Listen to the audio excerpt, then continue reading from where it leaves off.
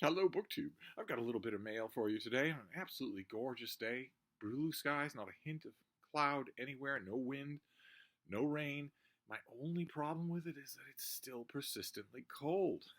And that is not going to stay true. The temperatures are going to go steadily up all week, or for the next 7 days. But right now, persistently cold, winter jacket cold in the morning. Uh, but the mail still comes through. We have a couple of packages to look at here, and also a book that I very much like. I'm very glad that I found it. It was at a little free library. The Bean and I, she is, of course, in her position, right next to me, aren't you, baby girl? We had many dog encounters on our walks today, and they all took the same approach that they always do. She stiffens and looks like she's not only going to attack, but is going to savage the dead corpse of the dog that's within view. She's not going to do that. That's just the way she acts. The dogs don't know what to do about it. They have no idea what to make of it. And so usually, once they see that there's something a little psychotic about my dog, they just want to smooch with me. They know right away that I am a friend. So we were on one of our walks today. We encountered this big floppy golden retriever, just an absolutely adorable boy. And once he realized, I mean, she went right up to him. Who are you? How dare you stand still? Once he realized that she wasn't going to be friends with him and was a little bit odd, he went around an empty trash barrel so that he could smooch with me. He didn't want her to be looking at him while he was doing it. He came around an empty trash barrel to the other side of me so that he could boo. But while we were on that walk, we came across a little free library, and I found this. I found the old Bantam mass market paperback of the complete stories of Mark Twain. I love these old Bantam paperbacks. I think they're fantastic. I get them whenever I can. I'm not going to pay anything for them, but I have a good collection. I didn't have this one. I've had this one when it was new, but I haven't had it in years and years. The title is not complete. This is not the complete stories by Mark Twain. That title is incorrect. But this is edited by Charles Needham, who's fantastic as a Twain authority and a Twain editor. So it's a terrific volume. I'm very happy to find it for nothing in a little free library. Oh, that reminds me, when I grabbed it today, that reminded me that I am long overdue to fill a little bag with books and make sure that a little free library is on our route one of these days to start giving back into the system. I haven't done that in quite some time. I always tell myself, I release enough books into the system, into the circulatory system of the bookish world anyway, without needing to worry about little free libraries. And I know that a lot of the proprietors of little free libraries just want you to empty it. They're going to fill it themselves. There's also all sorts of people who fill those things themselves, but I still like to do it. The last time that I did it, there's a little free library way up the hill. And I brought a bag of books up there. And the last time I did that, I put 4 books in there, and that was last year in the autumn, and they're all still there. So I don't know what that says about my choices, but I really do need to do that. I need to restock a little free library near me sometime soon. But anyway, let's look at the 2 packages we have and see what they have. I did, in fact, get contacted by the sender of the book that UPS refused to deliver. It was a publisher, and they got in touch with me. They in fact got a notice from UPS saying, we didn't deliver this. It's at our holding facility or whatnot. And the publicist actually asked me, it would be a big problem for you to go over there. I had to restrain myself from writing a long diatribe about how, it's a big problem for me to pick up packages from a delivery system. If their delivery system, that means they deliver it to me. It doesn't mean I go and get it from them. But I haven't heard back. I'm assuming that I said merely, no, I'm not going to go to a holding facility to get this, so you can have them redeliver it. That's fine. Otherwise, at least we know where we stand. So we'll see what happens with that. But in the meantime, what is this? What is this? Okay, that's an odd little origami construction here. Who have we got here? I heard about this from the publisher. This is from W.W. Norton. So this comes out in late July, so a good while away. This is by James Tehani, and it's called A Machine to Move Ocean and Earth, the Making of the Port of Los Angeles and America. The description of this sounded fascinating. I couldn't turn it down. The port of listen to this. Okay, this is the same thing that was copied and pasted from me in the email, and whoever wrote this really earned their keep. The port of Los Angeles is all around us. Isn't that awesome? Objects we use on a daily basis pass through it. Furniture, apparel, electronics, automobiles, and much more. It is the busiest container port in the Western Hemisphere, claiming 1/3 of all U.S. ocean shipping. That immediately made me want to know what the biggest container port is in the Eastern Hemisphere, and I have not looked that up yet. I want to know. So I'm assuming that the pub sheet is specifying that the Port of LA is the biggest container shipment hub in the Western Hemisphere because it isn't as big as the one in the Eastern Hemisphere. I'm assuming there's a bigger one than this. I just wonder if it's in America. I kind of think it probably isn't. In spite of that, the origin of story of the port is not widely known, and it took a series of shipping container logjams during the COVID-19 pandemic to highlight its significance and centrality in our daily lives. Remember that? Those of you who are in the U.S. during the pandemic, remember supply chains? Suddenly you were hearing that word. You hadn't thought about it before. This book narrates the history of the port, charting its rise out of the mud and salt marsh into a modern hub of global commerce. San Pedro was no place for a harbor, the author reveals. The port was carved in defiance of nature, using new engineering techniques and massive mechanical dredgers. Business titans brought their money and corporate influence to the task, but ultimately it was government reformers who prevailed, laying the foundations for the port as well as the city of Los Angeles.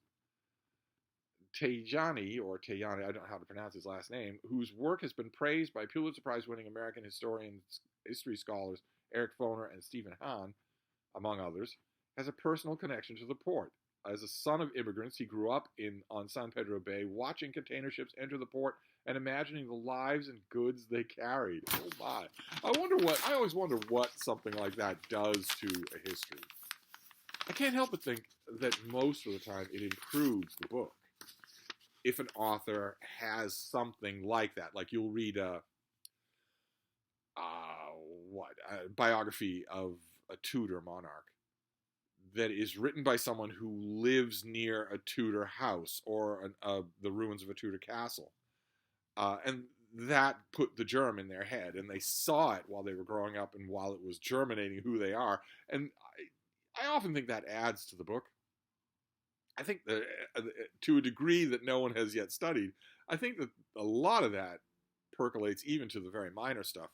I wonder how many scholars of major historical figures share that person's first name. I wonder if there's an increase in the percentage there. And here you have a perfect example, a young boy who was watching the shipping containers come and go. I'm assuming since the author watched shipping containers come and go that he's very young. But this is an advanced copy, so I don't think I'm going to get a gander at him. He's not shown on the. Oh, yes, okay, yes, he is. He is young. He's an associate professor at California State University. Well, fantastic. I don't know. I'm assuming, since he has shoulder-length hair, I'm assuming this is his first book. I don't really know. I'll ask all those questions, but I don't need to ask him until midsummer. I'm not going to read this until a little bit later on. But it sounds fascinating. Absolutely fascinating. How many of you are watching me from LA or the area? God, the last time I saw the Port of Los Angeles, there were none of our style of container vessels. They're just the stacks and stacks of those Lego-looking containers, all the uniform size. I don't remember seeing anything like that the last time I was there, which was a long time ago. I wonder, it must be a ubiquitous site now. Those container vessels are ubiquitous in the Port of Boston. So I imagine they're everywhere in LA. Fantastic. All right, so that's history at the heart of summer. Don't worry about that now. So what is this next one? Oh, okay. All right. Great. All right. This is also from the folks at Norton. Okay, that's just blurbs. So we'll read from the book. I got notice about this, and at a quiet moment, uh, which is not the fault of the book. So this thing comes out in August. Okay, so even later than a machine to move ocean and earth. And some of you who are of a certain vintage, I imagine that when you see this, you will pause as well. It's a new history of Kent State. And those of you who were born in the 21st century, maybe aren't up on your American history, are going to say, what's that? Is that a school? And those of you of a certain vintage are going to instantly have the same image in your mind that I do, the same photograph in your mind that I do. So this is by Brian Vandermark. Let's see what we have here. This is bidding to be a definitive history of the fatal clash between Vietnam War protesters and the National Guard. And, I mean, this is an advanced copy, so it has almost nothing in the way of supporting material. But you all know what photo is going to be in here. Whatever other photos are in here, you know of one that's going to be in here. An era-defining photograph. On May 4th, 1970, at Kent State University in Ohio, political crosscurrents that had been building in America during the 1960s reached critical mass. Anti-war protesters sporting bell-bottom pants and long hair hurled taunts and rocks at a group of young Americans, National Guardsmen wearing gas masks and carrying rifles. At noon, violence unfolded with chaotic speed as guardsmen, many of whom had joined the Guard to escape the draft, opened fire on the students. Two reductive narratives emerged. One, that lethal state violence was aimed at Americans who spoke their minds, and the other, that law enforcement gave troublemakers the comeuppance they deserved. For over 50 years, little middle ground has been found due to incomplete and contradictory evidence. In this book, Brian Vandermark draws on crucial new research and interviews, including for the first time the perspective of the guardsmen who were there that day, for a complete reckoning of the tragedy that bookended the 1960s. And the author teaches history at the United States Naval Academy. No small credential there. I don't know if this has any pictures in it at all. I would see this is a case where if I were a grown-up booktuber, I would flash that image on the screen, although I would imagine that 2/3 of you don't need me to do it. The minute you hear Kent State, it's the visual that you see. I'd imagine that that's true. Okay, this does seem to have a couple of photos in it. I wonder if that one is in this advanced copy. So I can show you younger viewers who maybe don't know this subject right off the top of your head. The most famous photograph, one of the most famous photographs in American history.